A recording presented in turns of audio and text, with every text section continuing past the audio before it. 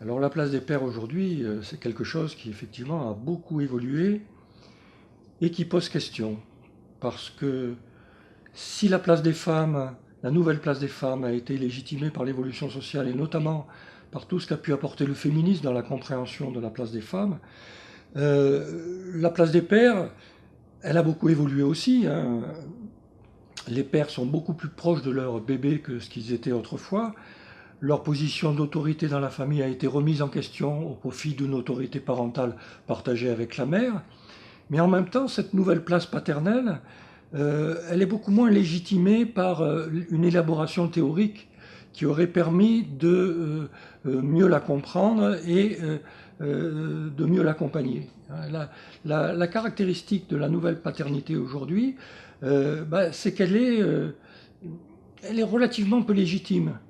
Un des indicateurs, c'est que dans les années 70, on parlait des nouveaux pères, hein, pour indiquer ces pères qui étaient proches de leur enfant, qui s'en occupaient, etc.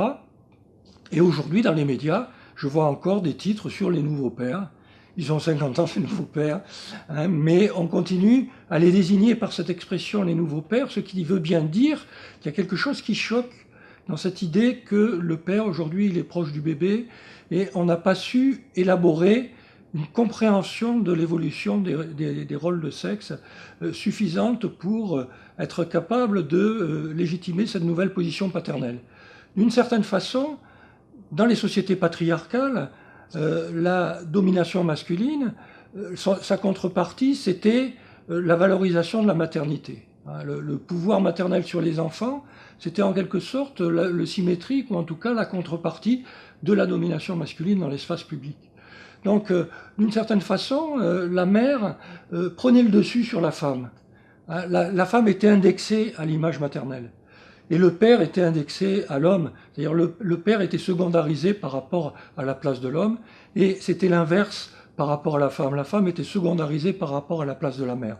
Donc le mouvement de renouvellement, évidemment, des rapports à l'intérieur de la famille et dans la société, a remis en question cette dichotomie et donc a posé la possibilité d'une égalisation des places, tout en gardant, bien sûr, quelque chose d'évident, qui est la différenciation des sexes.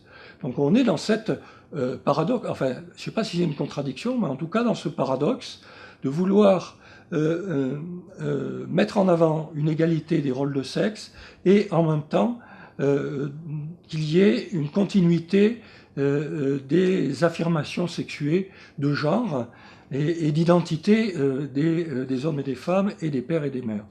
Avec cette complexité que ce qu'il y a à défendre du point de vue social, d'un côté c'est la femme, de l'autre c'est le père.